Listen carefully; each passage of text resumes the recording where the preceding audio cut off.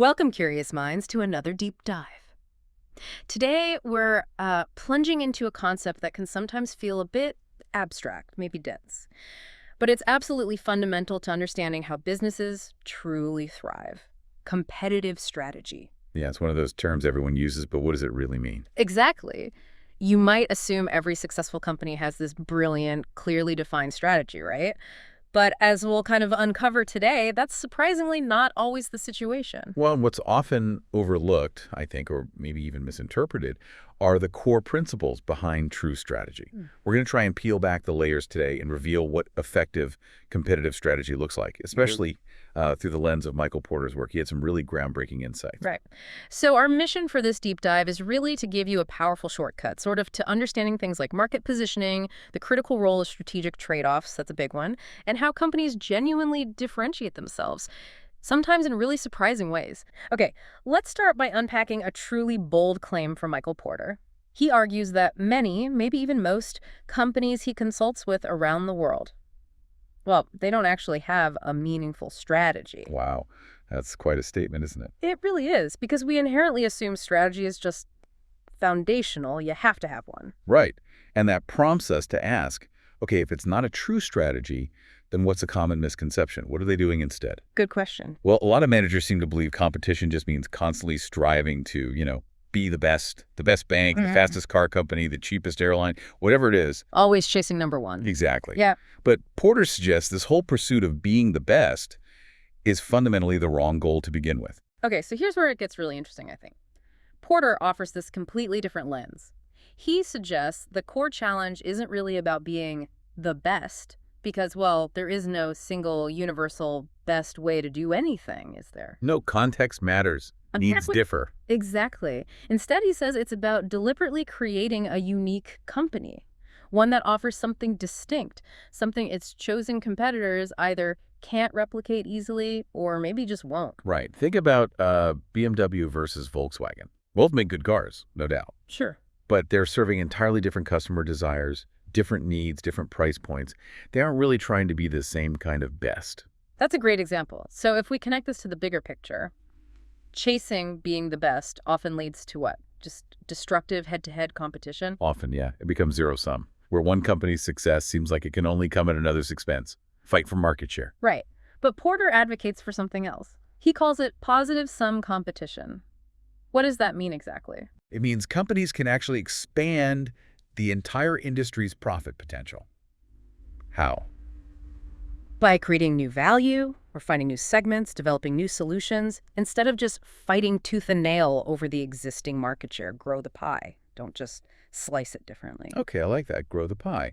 So how does this principle, this idea of creating unique value, how does that apply to how companies actually position themselves in the market? First, what products or services are you actually going to offer? Okay. Second, who are your target customers? Who are you aiming for? And third, where will you operate? Like geographically. Products, customers, geography. Got it. But here's the crucial twist in his definition.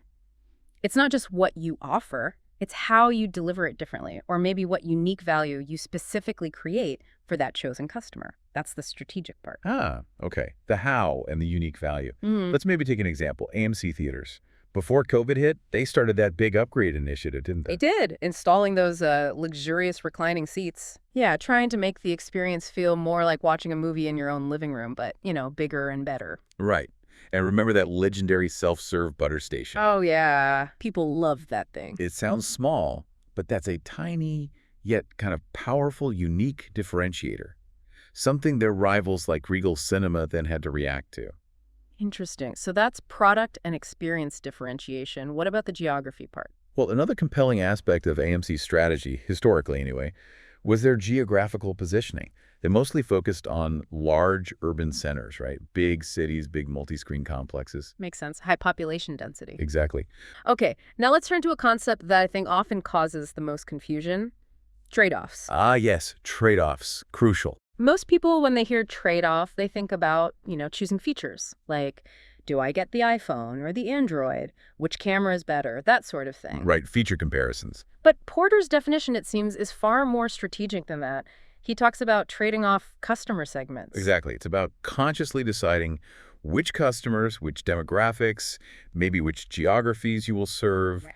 and, just as importantly, by direct extension, which ones you will not serve. Okay, not serving customers. That feels counterintuitive for a business. How does that actually play out? Well, think about a restaurant, maybe one that offers extremely spicy Japanese or Korean curry, like level 10, or I've even heard of level 15 spice. Whoa, okay, my mouth is burning just thinking about it. Right.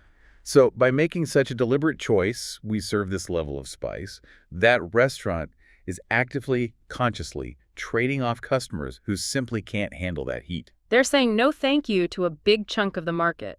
Precisely. They give up that broad appeal, but what do they gain? They potentially gain the fierce loyalty of those few who crave that extreme spice. It's a very clear choice about who they don't serve. That makes sense. Once a company understands its unique positioning, and it's made these crucial trade-offs about who not to serve, the next critical piece is how they actually connect and do business with those chosen customers, right? Yes, absolutely. This brings us to the strategic importance of channels. Channels mean what? Every single way you communicate with and also transact with your customers is both communication and transaction. Okay. And this area seems like it's seen huge changes recently. Oh, immense evolution, especially in the communication channels. We're now kind of in what you might call a 10-second world. 10 seconds? Yeah, think about those super rapid-fire, like 10-second commercials you see on streaming services now. Oh. Or those quick, sometimes almost disguised ads that pop up in Instagram Reels or TikTok. Right, blink and you miss them. Exactly. The focus there seems to be on just constant, pervasive brand awareness, getting the name out there repeatedly, even if the depth of retention from any single ad is probably pretty low, just keeping top of mind. Okay, so that's communication. What about transaction channels? Right, so after the awareness, how does the actual business happen? Here's a common scenario. You spot an amazing flight deal, maybe on an app or social media. Where do you typically complete the booking? Probably on my laptop, actually, even if I see it on my phone. Exactly. Research shows most people will see the deal on their phone, maybe click through, but something like 80% still switch to their laptop or desktop to finalize the purchase. Huh. Why is that, do you think? Well, it often feels more secure, maybe more official or transactional for a bigger purchase.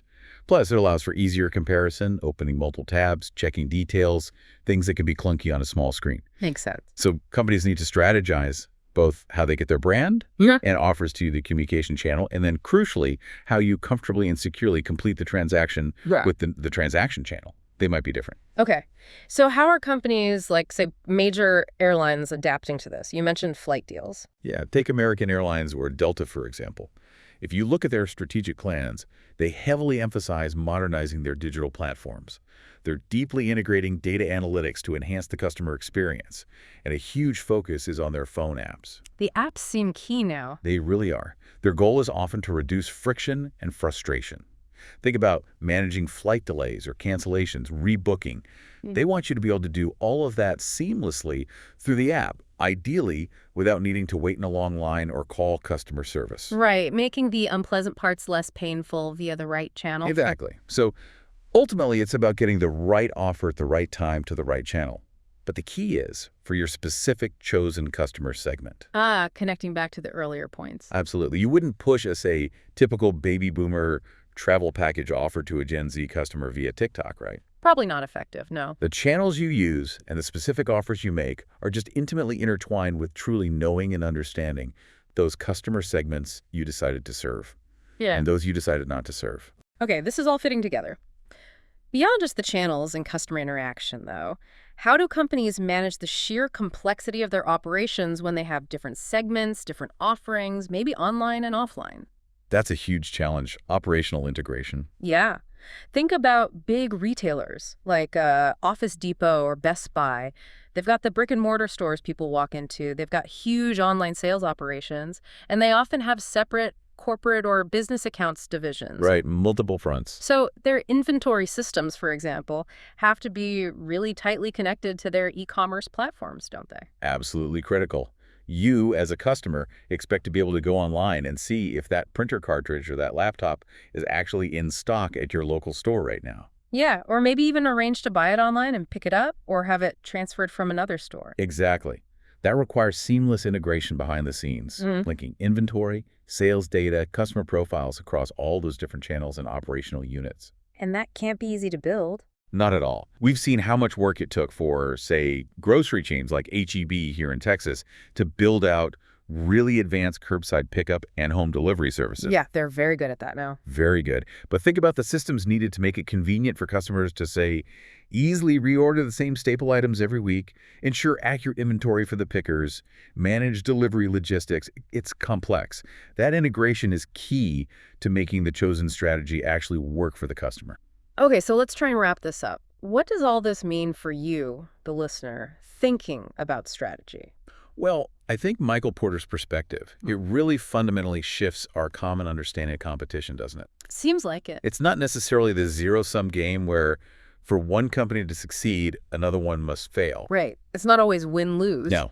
It's more about finding your unique place in the market, clearly defining who you intend to serve, and maybe just as importantly, who you deliberately choose not to serve. Those trade-offs again. Those crucial trade-offs, and then rigorously building your entire operation, everything from your products and services to your channels, building it all around delivering that distinct value proposition to your chosen segment. So if we connect that to the bigger picture, what's the ultimate goal? Well, maybe it's less about simply dominating an existing market and more about creating unique value.